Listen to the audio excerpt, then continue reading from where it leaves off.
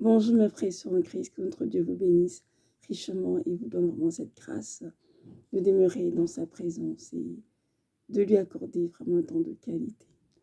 Aujourd'hui, nous sommes le 24 avril 2022 et je vais parler de l'endurance. Il y a beaucoup d'enfants de Dieu qui endurent des choses très difficiles, qui passent par des moments vraiment très pénibles de leur vie. Et ils ont parfois l'impression que Dieu n'est plus là, que Dieu les a abandonnés. Et pourtant, ce n'est pas vrai. Le fait que Dieu soit silencieux ne veut pas dire qu'il n'est pas là, ou qu'il ne nous voit pas, il ne nous regarde pas, non. Il est toujours à nos côtés. Et c'est lui d'ailleurs qui nous porte, qui nous aide à passer au travers de ce que nous pouvons vivre cette terre. Et il est toujours présent.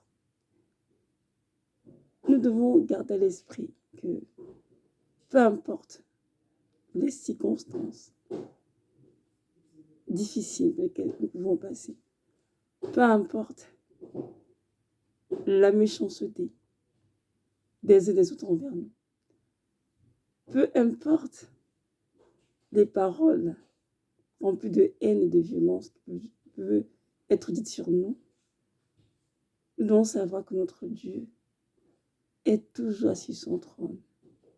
Il règne éternellement. D'aucuns diront, où est donc ton Dieu? Où est ce Dieu qui te parle? Où est ce Dieu que tu pries? Car ne vend pas sa main dans ta vie. Et je leur répondrai, mon Dieu est vivant. Il est assis sur son trône et il fait ce qu'il fait.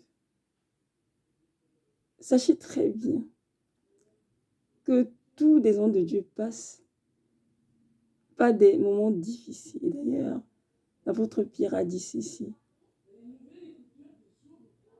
de nous armer la pensée de souffrir comme Christ a souffert pour nous, la croix de Golgotha. La souffrance est un passage obligatoire pour tout véritable disciple de Christ. Mais c'est notre attitude face à la souffrance qui fait la différence.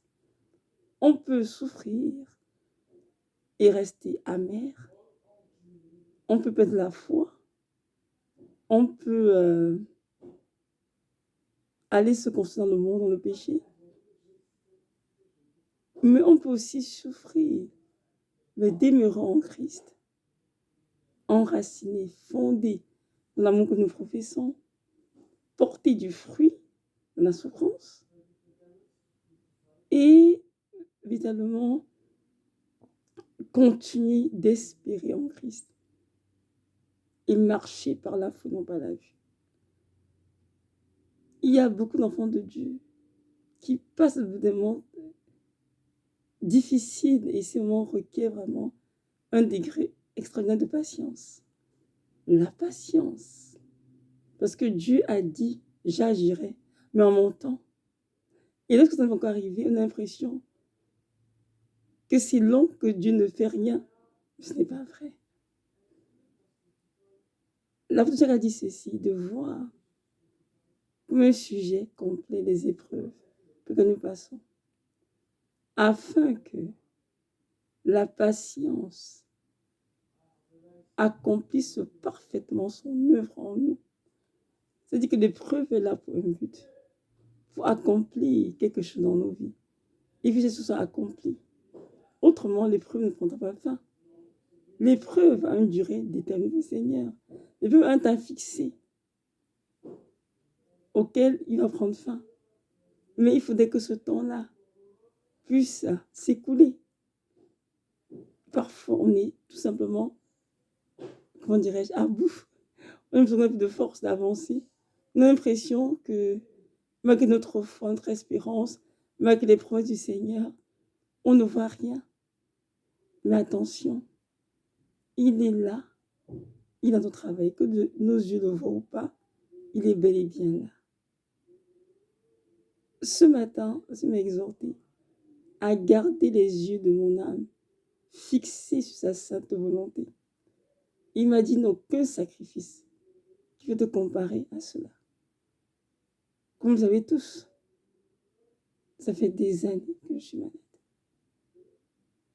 Il y a beaucoup de souffrance, c'est certain.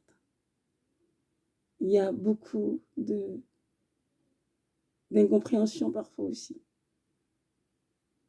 Mais ce que je sais, c'est que les promesses de Dieu ont été faites. Concernant ma vie, elles vont se réaliser en temps et lieu. Et il y a des fois, comme tout être humain fait de chair et de sang, je suis heurtée au découragement. J'entends mes ennemis rigoler et se dire, où est donc son Dieu? Et si me donne un psaume dans lequel c'est écrit, mon Dieu est au ciel, il fait ce qu'il fait. La réponse du psaume, je l'ai oublié. Le Seigneur m'exhorte vivement à garder mes yeux fixés sur sa sainte volonté. Car ce qu'il a dit s'accomplira certes. Même si la prophétie tarde, comme c'est écrit dans Habakkuk, écris-la et lis-la couramment. Même si elle tarde, elle marche vers son terme et elle s'accomplira certainement. Mes frères sont en Christ.